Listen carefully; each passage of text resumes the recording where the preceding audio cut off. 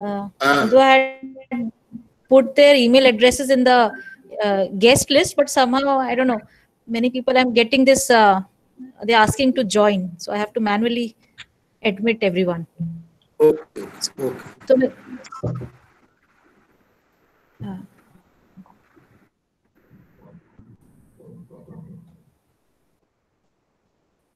I think another 2-3 minutes, Shweta will be ready to present.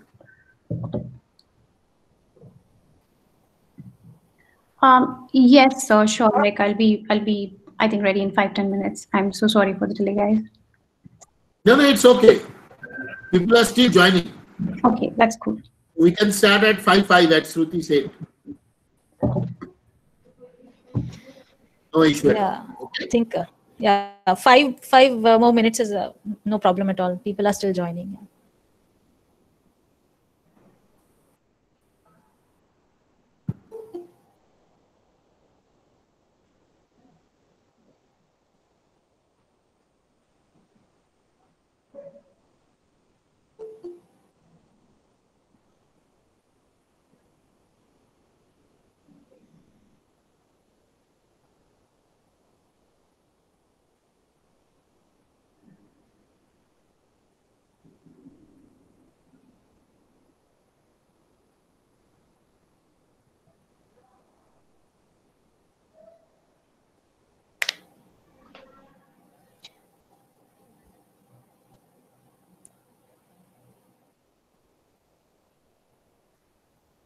We are thankful to Shweta for joining us today. It is postponed once or twice? I guess twice. Right, twice because of the mid-semester exams. Right. So thank you, Shweta, for accommodating with our timing. It's my pleasure, sir.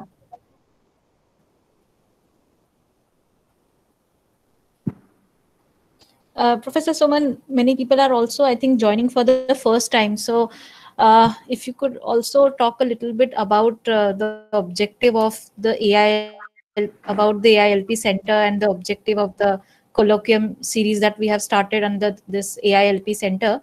So, I think some people may not be knowing about it. So, that would be good. Okay, let me talk a little bit about the AILP Center. So AILP stands for Artificial Intelligence and Language Processing.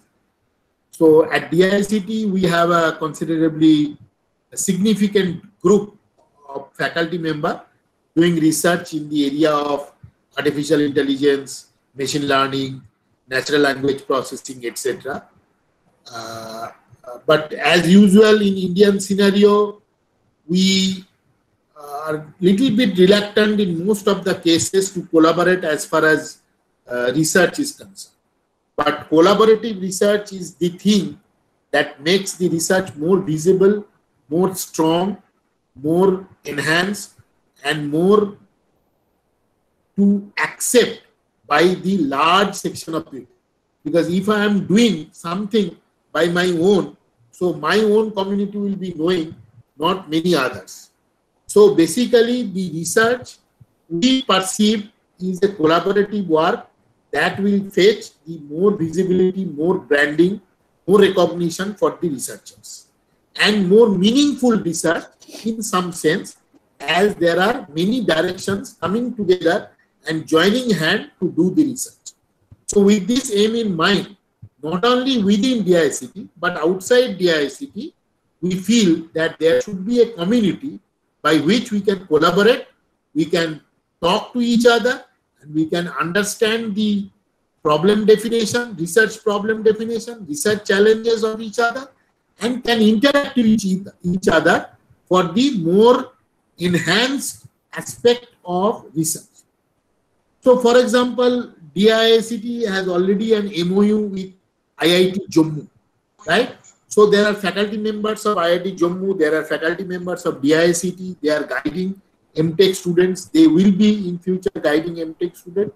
So, some kind of collaborative research is going on, but that is not all that we want. We want more.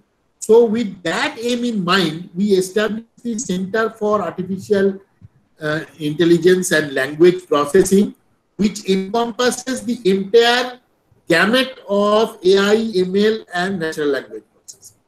These are all interconnected through image processing, pattern recognition, computer vision, machine learning, artificial intelligence, information retrieval, language processing, natural language processing, language modeling, all these. So we are aiming that the researcher all over the India will somehow try to collaborate through a platform, which is this platform, that Center for Artificial Intelligence and Language Processing, AILP. With this aim in mind, we actually set up this center, and we hope the center will emerge as a very strong platform of collaborative research. Now, to start and getting the visibility and to connect with the people, we thought the best way to start with is a colloquium series. Colloquium series means almost every month or once in 2 months, we are inviting faculty members, researchers from academia and industry to come to this platform and give their insight about the kind of research or research problem or the research challenge that they would like to take up, or they would like to inform others that these are available. So one can come together and do the research. So the colloquium started 3 months ago or maybe 2 months ago with a detailed talk about the DNN, CNN-based facial expression recognition. Then we have our own faculty member, Professor Avik Hati, who talked about a very nice application of image processing for the Egyptian mummy scanning, or sort of MRI of Egyptian mummy kind of a thing, right? So that was also interesting. And this time we have from the language processing domain, Sweta Bhatt. She is in the industry. Very soon you will be getting details of Sweta from Professor Shruti Bilare, and we'll start listening to Sweta for a very nice and interactive talk, I guess. So anybody who would like to join our group, no problem. First join our YouTube channel. Try to subscribe the video lectures that are available over there. If you want to have any question, anything, our website is in progress. We will be releasing our website very soon, so one can interact with us through our website. And there are lots of students of DICT, IIT Jammu, and nearby other universities in Gujarat and nearby states. All are welcome to join hand in this platform to have a very fruitful and engaged, enhanced, meaningful, collaborative research in progress. Right? So we have a Facebook one that is in the chat box. We have our YouTube channel that is also in the chat box. Right?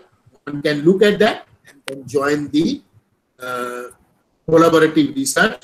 We are inviting the researchers all over India to join us. We are inviting all the students who would like to do, would like to contribute towards this kind of collaborative research. Please join us. Okay. With this, I stop and I request Professor Shruti Bilare to introduce our today's speaker, Ms. Sweta Bhatt. Okay. Okay. Shruti, please go ahead. So first of all, I would like to welcome all the faculties and the students who are joining from within DIICT as well as from outside DIICT. So I extend a very warm welcome to all of you. And so today is the third colloquium, as Professor Suman pointed out, that it's the third colloquium as part of the colloquium series that we had started. And so this is also one of the part of the AILP center that we have founded. So this is just one of the parts. So a AILP center will have several other things also amongst its ages.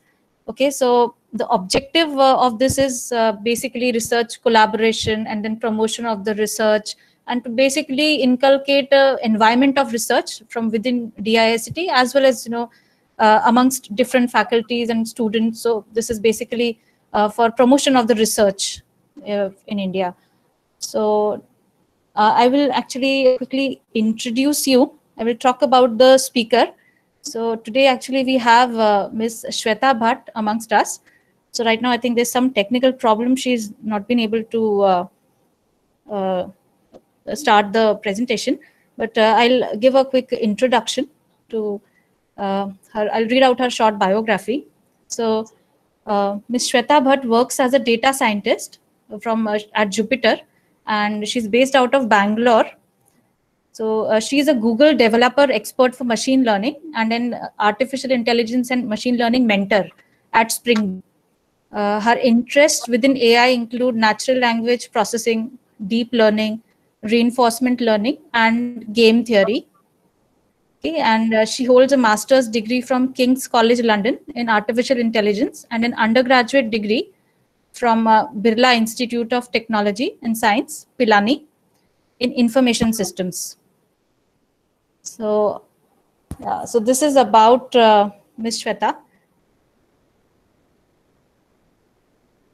Is he ready? Shweta, are you ready yes. to join us? Yeah, Professor Mitra, thank you so much. And thank you so much, Shruti, for... Please go ahead. I think I'm ready. I'll just share my screen. Please let me know if you're able to see the slides. Okay.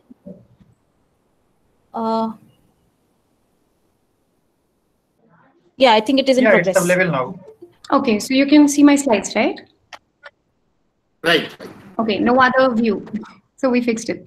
Okay. Cool. Thank you guys. Thank you guys for the introduction, and thank you, Professor Mitra, for inviting me to this session. And it's a pleasure for me. And so to begin, thank you everyone for joining. I hope everyone's safe and doing well. Shruti already introduced me, so I'll just go on with this session. So through this session, my aim is to go through like a quick overview of what named entity recognition is, and then what I've tried to add it from my end is more of the practical nitty-gritties than the actual theoretical concepts, because I feel like you guys are already students and you have great professors to teach you the theoretical concepts. But what I've tried to add into this session is the more on the practical side of things, like things that people actually struggle with in the industry. So that's the introduction to the session. Let's go over the agenda, what we're going to cover today.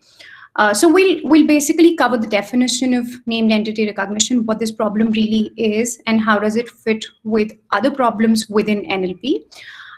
Then we'll also, cover like how do you identify that, this particular problem can be solved by training an NER model, or how do you formulate an NER problem. Then we'll quickly go through some of the commonly used ML techniques and what are like the state-of-the-art techniques that are being used currently in the industry as well as in the research arena for NER.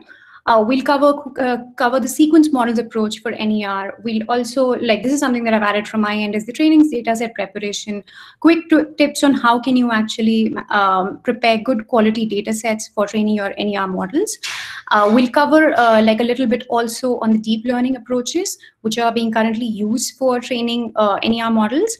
And lastly, we'll cover the evaluation metrics, which also is a very important part of actually training any ML algorithm, because so what I feel like is that generally people only focus on the fancy part of training models and different algorithms and what is the mathematics behind it. But when you're actually practicing ML in the industry, what the focus is mainly on preparing good quality data sets, and then how do you evaluate them well. The rest of the part is actually, you do spend a lot of effort on that, and there's a lot of experimentation, but that's simply still, I would say, the easier part. The other two part, which is preparing the data set and evaluating your models, that's like a really critical part of the success of your systems that you're developing using ML. So let's just dive in. So what is named entity recognition? I really wish this session was in person because I could have made it really interactive. But in the interest of time, I'll first like to introduce another concept and then come back to what is named entity recognition. So information extraction is like a subfield within NLP, which is natural language processing. Information extraction is the task of, automatically extracting structured information from unstructured textual data. So whether it's image data, whether it's like speech data, audio data, or it's text data, these are forms of unstructured data because you don't really have any structure in terms of, they're not like columnar data sets that that this is the column and these are the rows. These are pretty much like data in raw format, and they don't really follow any structure. So in order to extract structured information from these unstructured data sets, information extraction is like the umbrella of techniques. Now, few of the subtasks, and this is not exhaustive, for information extraction are NER, which is named entity recognition. There's co-reference resolution, which is basically resolving pronouns in like sentences in documents. And there's also relationship extraction, which is like how do you basically make sense of how two entities connect within themselves, right? Now, since we've already introduced the concept of entity, let's look at what an entity is. So an entity, I think, like, because a couple of you, I'm just assuming, would be computer science students or might have taken some computer science courses. So if you've taken like some database courses, you might be, or maybe some object-oriented programming courses, you can relate or maybe just draw an analogy that an entity is like an object, so which can be assigned, a value. So for example, like if you see on the screen, Kobe Bryant, if you Google Kobe Bryant on the internet, maybe on, and you search for Kobe Bryant, how does the internet return relevant results to you? Of course, like these documents are indexed and there's a search engine, but one of the triggers is also extracting this entity out of the query. And there's a huge knowledge graph in place behind the scenes that connects different articles together based on this entity being common. So that's just like a quick snippet to tell you like how entities basically play a role in our everyday life. So named entity recognition becomes like, how can we define that? This is the task of extracting entities from your text documents and also classifying them into predefined categories. So like if you see on the screen, the text that you see, so here, for example, Sunway Tahulite, if I'm pronouncing it correct, that's an organization. So it's not just the task of, classifying entities into different types, but also predicting the surface string or the text span, the correct text span among inside the text document. So next, let's try to understand how to identify an NER problem. Basically, how do you make a call that this problem can be solved by NER? So if you see on the screen, there's some sentence written, and if we actually applied an NER to this is the result that you'll see. So one thing to take care in mind is that your text has some of these values or some of these it could be a group of words or it could be just single words. Those are like more like proper nouns. They also sort of belong to certain categories. So because, if you have say 100 documents and there are around maybe 1,000 words or 1,000 such entities, they have to sort of belong to a certain number of predefined categories. And when you see this kind of a structure in the problem that you're trying to solve, that is how you can take a call that, this can be actually solved by named entity recognition. So how do we formulate an NER problem? Basically, first, we need to define the categories of entities that we want to extract. For example, if like in the case of the previous example I gave, if it's a biomedical text, then you define like, whether it's a gene, disease, drug, symptoms, those would be your entity types, rather the classes in which you would want your entities to be classified. And then the other next step becomes to train the NER model to predict those entities and classifying them into given categories. But how is that actually done? This is all good. We know that, our problem sort of falls into that space, but then how do we actually achieve it? So let's first try to take a look at the sequence model approach to NER. And this is like a basic overview, which is common around different sorts of techniques, whether it's a traditional ML technique or a deep learning approach. So you first, basically in your training phase, you have to collect a set of representative training examples or documents, maybe sentences. You might even do NER on like short text messages. So first step is to collect representative data and sample it properly. Then you need to annotate each token for its entity class or other class, which is O. So for example, if like, let me just go back a couple of slides earlier. In this example, if you see, if I have to annotate this example, so hydroxychloroquine has been studied for treatment and prevention of corona disease 2019, COVID-19. So here you see that hydroxychloroquine has been identified as a drug. So when I am actually preparing this as a training example, I should label hydroxychloroquine, this word, as an entity which is drug, and the rest of the labels which are not entities as O, which is the other label. Okay, similarly, coronavirus disease, these two tokens have to be labeled as disease tokens. Okay, so then that becomes a part of your preparing a label data set. So annotations just means labeling. Feature engineering. So I don't know like how many of you are already aware of ML algorithms or are practicing ML, but one important thing when you're actually working with ML algorithm is how do you create features? Because that is what is fed into the model. That is how the model learns to predict like a certain type of behavior or learns to classify anything. So feature engineering comes the next part.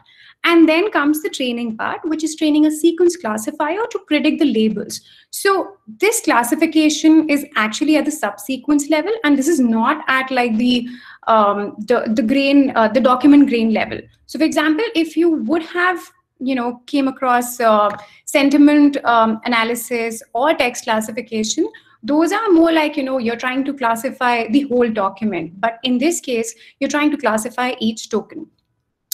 So on the testing side, what you do is that you either receive or you sample a set of test examples. When I say receive is that I think it's always better if you're getting like your test sample from, say, another stakeholder, because otherwise there could be some bias in the way you're testing your model. Otherwise, if you don't have that luxury, you can basically sample it from your own data set, or rather you can just split your training and test data sets such that their distributions are kind of similar and you're including all types of cases in your test data as well. Then you run the sequence model inference to each label. This is nothing, just predicting the tokens or rather the token and the classes for each new sequence. So that's like this is the model. It's like ML models have two phases. One is the training phase when you train the model, and the other is the inference phase, wherein you actually predict whether you want to predict a value or you want to predict a class. And in this case, you predict classes at subsequence level on unseen data. And then you return the recognized entities. There might be some post-processing involved here, but let's not go into that right now. So next, as I showed you earlier, like with the COVID example, this is how a training example for NER model looks like. And this is like a standard Cornell format of labeling it. So you have each token. So when I talk about token, that's like the smallest unit of a sentence in the NLP word. And so here you can follow different encoding schemes. So this is a begin inside out encoding scheme. That means that you label, say, South Korea is a location, and that's the type of the entity. And the value of that entity or the surface string for that entity is South Korea. And there are two tokens. So with the begin inside out encoding scheme, this is how you label the entity, which is like the first label would be labeled as beginning of location, and the successive tokens would be labeled as inside of location. And the other tokens, like for example, is, from, the full stop, all of these would be labeled as O. You can also use other encoding schemes, like maybe just inside out encoding scheme. In that case, what will happen is that in case of South Korea, both South and Korea would be labeled as beginning, or rather just location. You don't even need to have begin there. So this is just to give you an example of how a training, a single training example looks like. Similarly, you have to prepare your training, the entire training data set in this form. So now few tips on actually preparing the training data set. And this is, I've sort of collected over training these models for a couple of years now. You should always pre-process your data set. That is, remove any unwanted tokens. Maybe it could be some foreign language tokens, or maybe some punctuations that are not required. And you have to take a call whether you want to leave your data capitalized or you want to lowercase everything. That's your call, because capitalized letters can also be a sort of a feature, and we'll come to that later. You should always choose an appropriate tokenizer. Like the basic tokenizer, or other the most popular tokenizer could be like, you just split your sentences basically using a white space separator, like that's your separator for splitting your data, or other your sentences into different tokens. But that's not the case. Sometimes like that works, but sometimes you have to figure out what is the best tokenizer for your model. If you're performing any kind of stemming or lemmatization, take care that your entities are actually intact as to what you want to predict, that is not getting stemmed. Avoid any duplicates in your data, and this goes for everything with respect to machine learning, not just NER. Avoid annotation errors. So a lot of time, because this data has to be manually annotated most of the times. I mean, you can do away with some kind of partial regular expressions, rule matching. But if you're able to extract your entities using rules, that means that you don't really need an NER model. So that's a good indicator, like, can you actually extract these entities based on some rules or heuristics? And if not, if you see so many patterns are not being covered by those rules, that means that you actually need to train an NER model. Shweta, can I interrupt you? Yeah, sure. Because there is a question, which is a basic question. I think they are students, they may not be knowing everything. So they are asking what is stemming and lemmatization. So if you can discuss a little bit about that one, it will be helpful for the students. Yeah, sure. Thank you for the question. So stemming and lemmatization are again text pre-processing techniques. So with stemming, what you do is you try to, so how do I explain it? You try to strip off some of the characters from your words. Like for example, if the word is playing, you'll strip off ing and you'll reduce every word to play. But sometimes what happens is that it gets stripped off at weird levels. For example, it's not all the words follow the same grammatical rules when they're like plurals, when you change them to convert them to plurals. For example, leaves might, if you apply a stemmer, it might get converted to like L-E-A-V-E-S, might get converted into leave. Then, that completely might change the meaning of it. Because if it is actually the leave as in taking time off, that is fine. But what if you are referring to a leaf of a plant? Then that might get messed up. So lemmatization, that technique is basically what it does is that it converts every word into its root word. So for example, if there's duplicates, it'll convert it into duplicate. If there is if there is training, it might convert it into train, but it takes care of the grammatical rules in place. So leaves, when you're trying to use a lemmatizer, that wouldn't convert it into leave, but rather might convert it into leave. So that's the idea about stemming and lemmatization. And there are off-the-shelf solutions for this. So there are libraries that actually provide you that. But in case you want, like, your problem is not getting covered with, say, an off-the-shelf solution, you can always create your own solution as well. So sorry if I sort of went into the details with that without even introducing, because I'm not really sure, like, yeah, so in case you have any such questions, please feel free to ping, and Professor Mitra, please feel free to interrupt me. Cool. So let's move on. So I said that, we want to avoid annotation errors. That is that, any of the extra characters that you might have annotated as entities, or maybe, you might have missed or maybe added some white spaces, you need to always double check your annotations before you feed that data into your models, basically.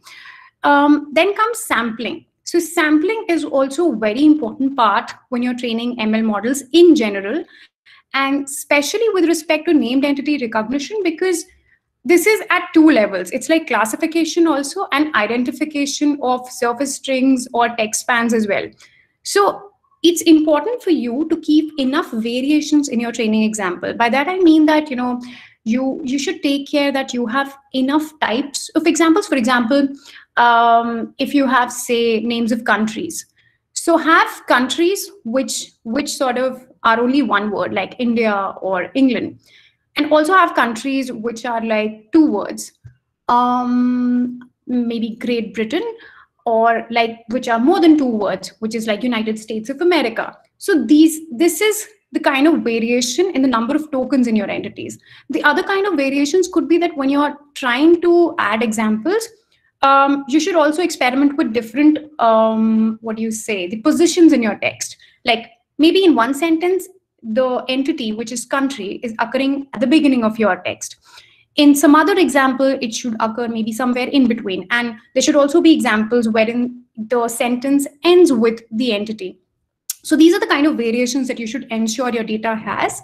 And again, I had talked about this earlier. I'll repeat it again, that when you're testing, you need to make sure that the distribution of your training and test data is kind of similar, and you're not really randomly splitting your data such that you get good results on your test data. But what if it was not sampled correctly and it did not have enough variations? Those results would be more like, that will be a false notion, and then that wouldn't be an accurate representation of the predictive power of your models. So now let's come to feature engineering. I'm sorry for the typo here. It's feature engineering and not features engineering. So the different kind of features that NER model actually uses, because I'm pretty sure, like, if you're working with, say, some numerical data, so those features are different, but how do you interpret that in terms of text data? So for NER model specifically, some of the features could be the words themselves, like what's the current word, because it's a classification problem at the token level or the subsequence level. So at that level, the features could be that what's the current word, what is the previous and the next word that actually composes the context of that particular word. Part of speech tags, basically, is it a noun, is it a verb? That is also available. That's like, part of speech tagging is also sort of a sequence tagging problem, but for in the interest of time, we'll just take them as features and not get into the details of it right now. The label context, which is like, these algorithms also are dependent on what is the previous and the next label, which is the class that you want to predict for each token. The word substrings and the character subsequences, sometimes what happens is that maybe in the case of biomedical data, maybe the word oxy, or maybe, the word like "een" or something, those are very common indicators, or they're really good features in classifying those words into representative categories. They're also like word shapes, and by that what I mean is that, the length of the word, the capitalization, if there are any numerals in that word or the entity, internal punctuations, because sometimes entities could be hyphenated as well.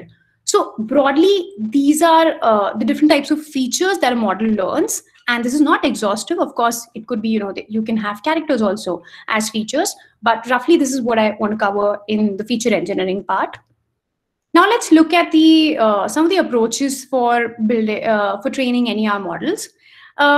The traditional approaches sort of relied on like probabilistic graphical models, and they were like hidden Markov models, maximum entropy models, and conditional random fields. Some of them are still being used, but now since we're in the deep learning world, these models have their own pros and cons. Like the pros are that they can be trained on lesser amount of data. The cons are that you have to spend a lot of effort in actually handcrafting features for these models. And the features are the ones that I talked about just before this slide. So in the interest of time, I would like to focus more on the state-of-the-art architectures and the state-of-the-art models that are being used currently in the industry and in the research world for NER.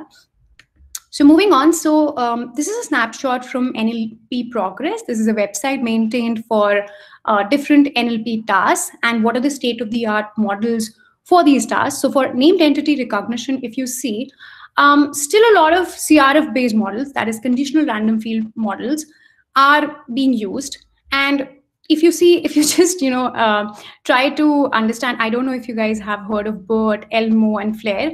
These are nothing but these are like language models, and these are word embeddings which are trained on huge corpus of data. And with the I would say with the boon of deep learning, of course, like deep learning is data hungry and those things are there. It uses a lot of compute, but the advantage of having deep learning models is that it's able to work very well on these tasks. Okay. So long short-term memory networks, or LSTMs, I'll specifically talk about these because these are the ones that are still being used in the industry. And I mean, of course, there are other architectures as well, but these are the ones that are really helpful in NER kind of tasks. And why, I'll tell you. So the text data is actually sequential data. So long short-term memory networks are recurrent neural networks. So they work very well for sequential data. The other thing is that they're very good at managing long-range dependencies. So that's why also this and that's really useful in NER problem. So if you're using LSTMs or any deep learning models, it's actually, you can escape the overhead of handcrafting features for your model and just use these deep neural networks, which will automatically extract the features that will be actually used for classifying different entities. Is there any question at this point? Okay, so I'll move ahead. The next model that I'm going to focus on is the conditional random fields, which is a probabilistic graphical models, and that's readily used for predicting sequences.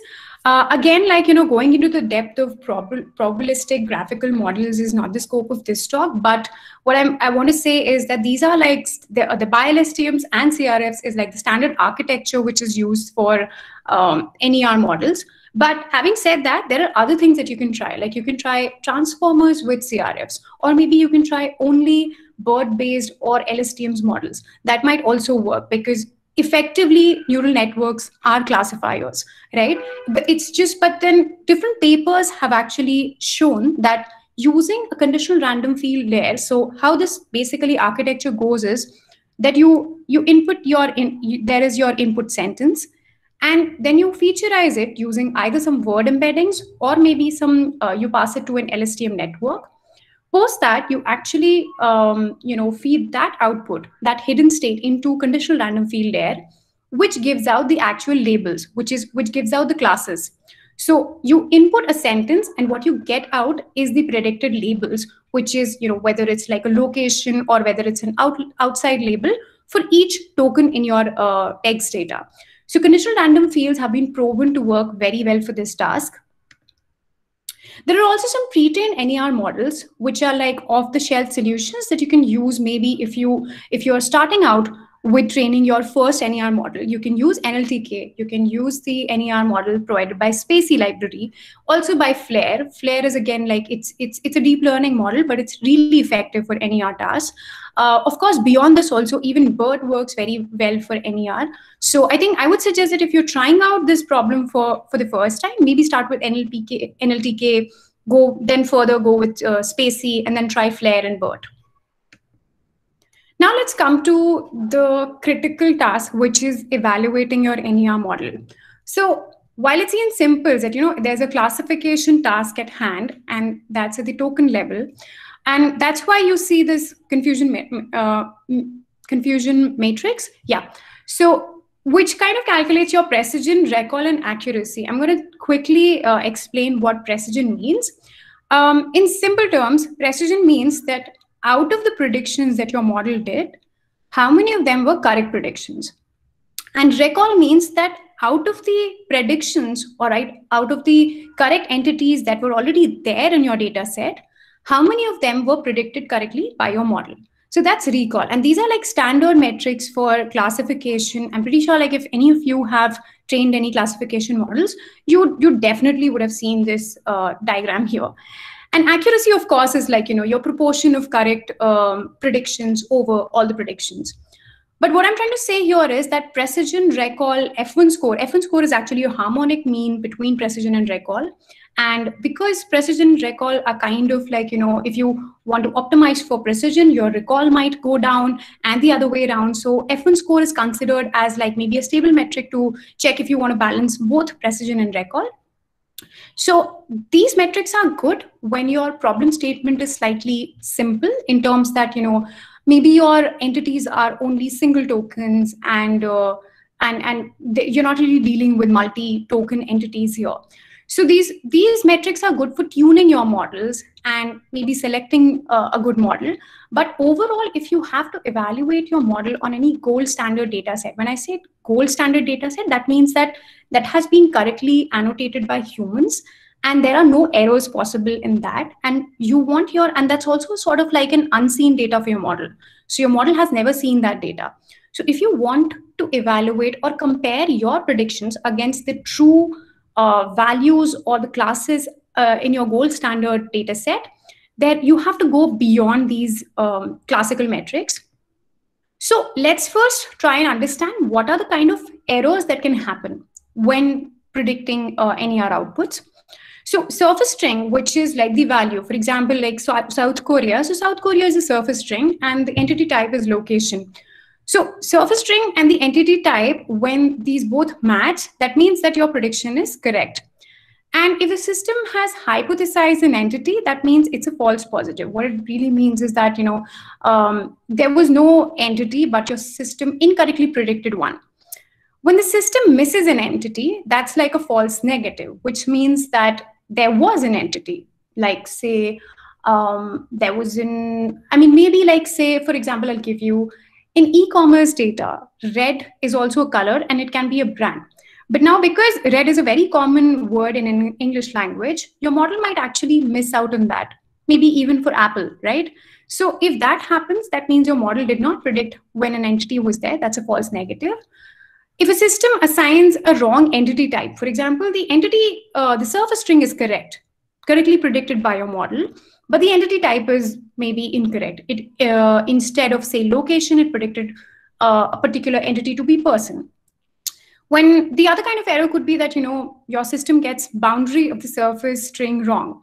And by this, I mean that, if the string is like United States of America and your model just predicted United States. So it's like, it's halfway there. It's partially correct. It's not completely correct, not completely wrong. And the other kind of error could be that your system gets the boundaries also wrong and also the entity type wrong. So these are the possible scenarios wherein your model can, that your model predictions can have, okay? Now, when you want to have, when we want to predict our model's predictions on gold standard data and compare with it, there are two ways that you can do that. One is with giving actually partial credit to your partial matches. And the other way is that, you don't really give any credit to your partial matches. So MUC, which is the Message Understanding Conference, they came up with these kind of different categories of errors or other outcomes, I would say, which is correct means that both are same. And we sort of also covered this in the previous slide. Incorrect means that the prediction and the gold annotation do not match. Partial means that, the case of partial match. Missing means, again, like, there was an entity and the model did not predict it. And spurious means that there's a false positive. There was no entity, but your model predicted it to be an entity. Now, based on this, we can calculate two more metrics. One is the number of possible gold standard annotations that are there in your data. That is basically your ground truth. So this is a summation of correct, incorrect, partial, and missing. So this, if you think about it, it will form your true positives plus false negatives. And the other metric that you can calculate is number of predictions, the actual number of predictions made by your model. And that is a summation of correct, incorrect, partial, and spurious. So this is a summation of your true positives and false positive, because these are the predictions that your model made. Now, based on this, there are two different ways of calculating precision recall on your gold standard data. And this was actually proposed by the SemEval conference. So exact match, like when you're considering exact match and you don't want to give credit to partial matches, for that, how you calculate precision is that your precision is the ratio of correct divided by the actual number of predictions.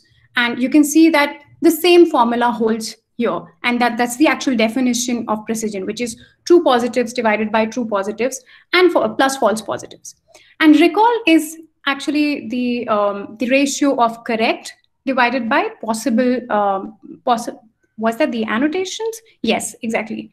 So that's the possible annotations in your data, and that's again the definition of recall, which is true positives divided by true positives plus false positives. And the other way is that, if you want to give partial credit to your predictions which have partial matches, so in that case, precision would be actually calculated in this way, that you add the number of correct results that you had, plus give a 0.5 credit to the partial matches, to the number of partial matches, and divide it by the actual predictions. And the recall can be calculated in a similar way by just adding correct and giving 0.45, which is like a partial credit to your partial matches, and dividing it by the possible number of annotations. So now we come to the end of this session, and I would just like to, reiterate the things that I tried to cover in this talk. One is that, NER is one of the key tasks for extracting structured information from unstructured data, and it is widely used across various applications. One thing I told you already is the search engines. It's also used in recommendations, used in a lot of knowledge graphs, as I talked about it earlier. Then preparing good quality and diverse training data set is very critical to your NER models problem. And this is also the case with any supervised learning problem. So half of the problem gets solved if you prepare your training data in the right way. Deep learning models such as LSTMs, transformers, CNNs, these are readily used for feature representations now, and they are very quick. Like if you have the luxury of having a good compute and also a sufficient amount of data, like nowadays deep learning models also sort of work on lesser amount of data. You should also look up for few shot learning techniques and multitask learning techniques. And CRFs, which are the conditional random field models, are suitable for sequence labeling. And that's why combination of these different types of architectures work very well for NER problems and are currently the state-of-the-art architectures. Precision recall and F1 score are good metrics to again tracking your model predictions for simpler problems and for tuning your models. But for more complex scenario, like as I said, with multi-word entities, MUC or SemEval metrics with partial credits would be much better. So that's it from my end, and thank you so much for listening. Okay. Thank you so much, Shweta. I would now request anybody who has questions to either write it on the chat box, or you could also unmute yourself and speak up. I think we already have one or two questions already are there. So I think one, Purva is asking that, can transformers be used along with CRF? That's one question from Purva. So if you would... Yeah, sure. Thanks, Shruti, and thanks, Purva. Yeah, definitely. So transformers are, again, other models. They're like a different architecture for, again, feature generation. With CRFs, you can use transformers also without them as well. They're very good at modeling these architectures in machine learning. And transformers can also be very good in terms of for the tasks like machine translation, when you want to translate maybe a sentence from one language to another language.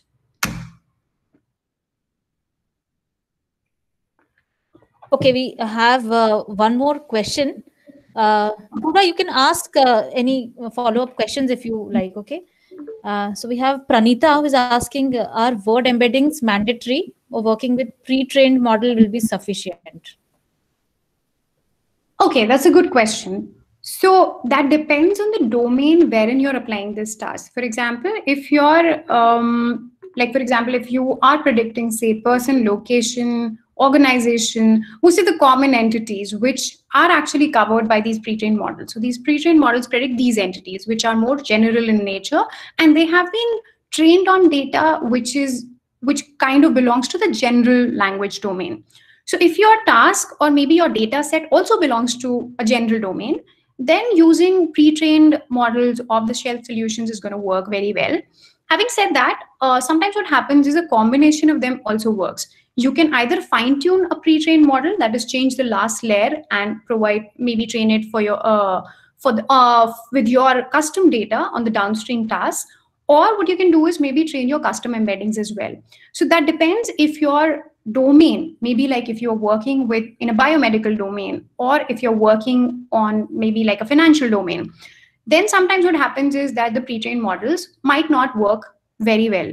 So in that case, I think what happens is that a combination of them also works. So you use like maybe general domain embeddings to first convert your text data into features, and then maybe have some LSTM layers to encode your domain specific features as well, and then have CRFs. So this is also something that you can try. But maybe if you have the luxury of having a lot of unlabeled text and it's a very domain specific problem, you can train your own embeddings as well.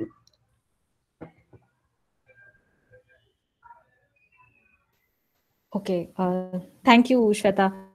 Are there any more questions? Shruti, I can see that there was a question earlier by Ravina Daswani. If you go a little back at 5:34, she asked something which somebody else tried to answer. I think Shweta can take that question up also. Can I read out the question? I can see the question. Is it the question regarding lemmatization? Right. Okay, so Ravina has asked me that lemmatization gives the root word with correct meaning grammar, so why stemming is used? Okay, correct. That's a good question. So as I said, stemming is basically just kind of trimming off some of your maybe some of the characters in your long words, like when there are in your English language, because we have grammatical rules. So when you're using continuous form or you're using plurals, those words can be reduced to maybe like shorter forms. But stemming does not involve any, it doesn't take care of any grammatical rules, and it is not responsible for your text, like whatever output you get after applying stemming. It's not necessary that that would be grammatically correct or, like by English language. But why is it still used is a very good question. And the reason we sometimes use it is that maybe for some tasks, it's not as important to have your training data, completely correct grammatically. Some errors here and there are fine. The concept behind, like the algorithms that are used behind stemming and lemmatization, there's a difference in that, and that's why stemming actually works faster than lemmatization. So if you worry about that, the data that you're actually feeding into your models, or that are actually being fed to maybe your neural network layers, or that is going to be featureized, if that has to be grammatically correct and that matters for your model, then you use lemmatization. But otherwise, if some of the errors are bearable, then you can also do with stemming, and that will be much faster.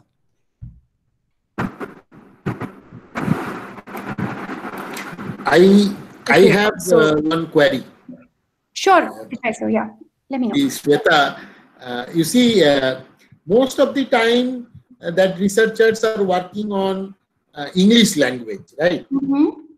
But if you look at the Indian languages, there are some modifiers available with the named entity.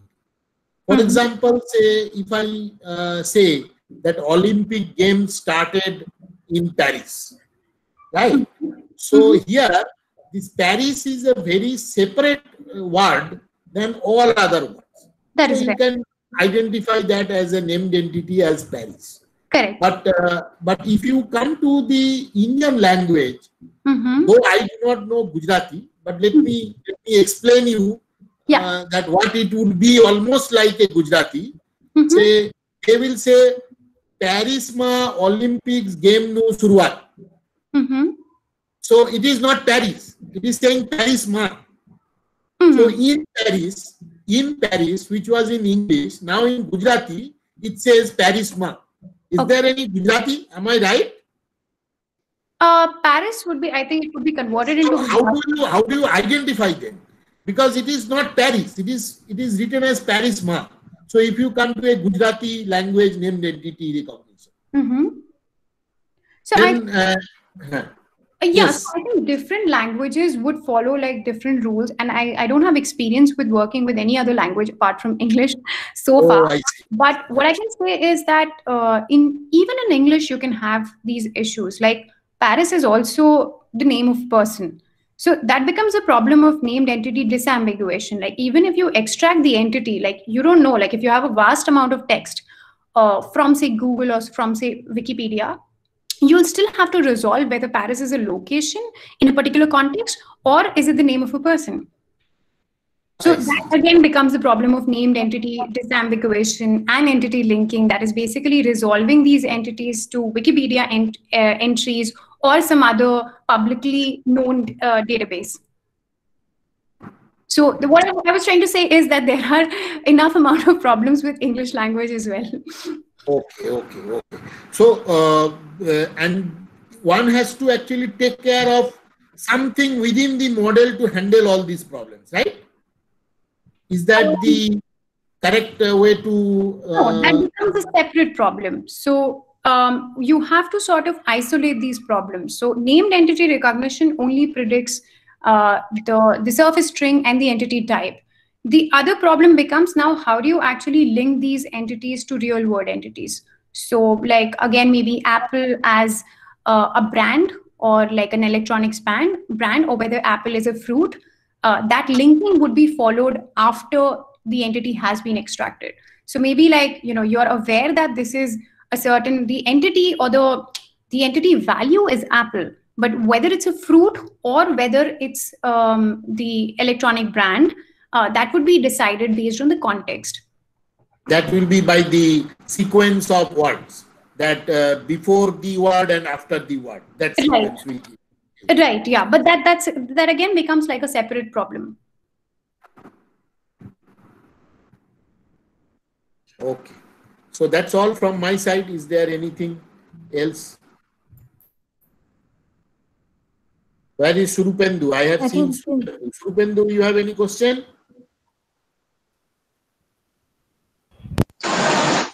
No, sir. Okay.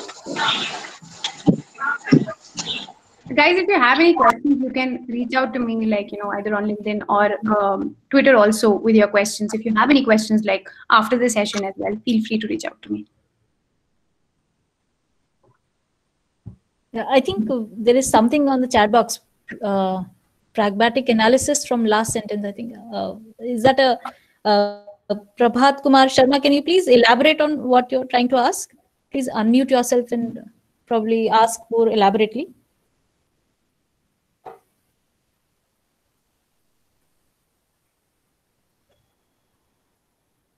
Prabhat Kumar Sharma, can you please just unmute yourself and ask the question yourself? I think it will make more sense.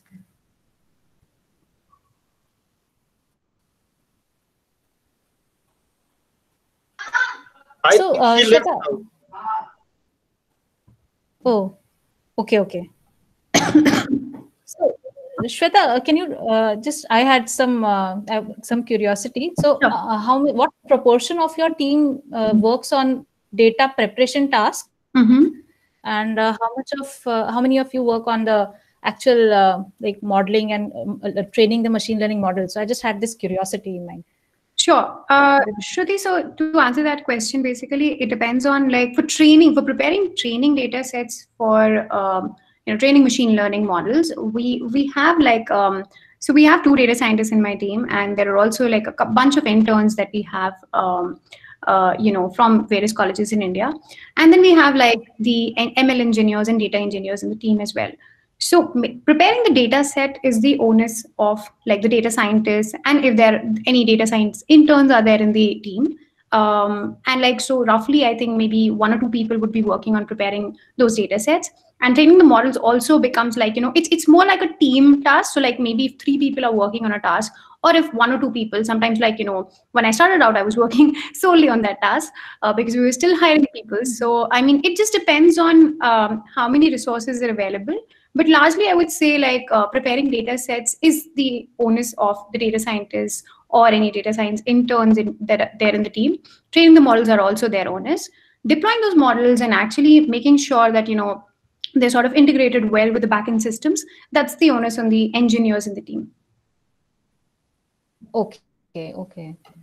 So actually we have a lot of students here, MTech students. So I think briefly you could tell them about the technologies that are that they could actually focus on. So that would be really helpful for them, I think, from the perspective of NLP. Okay, from the perspective of NLP, I would say that start off very small with, picking up really like small projects, like just text classification, maybe spam classification, sentiment analysis, and try to go step by step, like try to first understand what is TF-IDF, what are these, what do you say, like the one-hot vector representations, and then go deeper into what are word embeddings, because word embeddings and language models sort of form a core of NLP. It's like a vertical, it's like a horizontal, I would say. These concepts are applied in every NLP task. So then go into like what word embeddings are, and then what are language models. Also try to understand, focus on sequence-based networks like RNNs, GRU, and LSTMs, transformers. So I would say like start with something very simple and then try to increase your complexity within your project also, within your data set, as well as the concept. Like if you just jump on directly to some deep learning solutions, you might be like overwhelmed with the amount of information that's there and that you need to imbibe and consume. So maybe if you try with the basics first and master them and go slowly into the deeper and more advanced concepts, it can be helpful.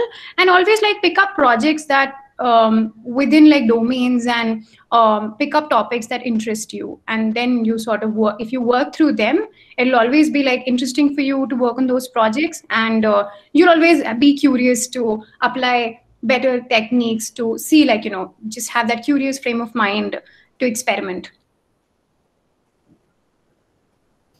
Okay. I think thank you so much, Shweta, for such a condensed set of information that you've given to all of us. So thank you so much for coming and addressing all of us. Yeah. So Professor Suman, if you would also like to. I just want to express my heartfelt thanks to Shweta for a nice talk and nice interaction with our audience. Mostly, I think our students in various parts of the India. There are lots of students from Jammu, IIT Jammu, DICT, and some other places also.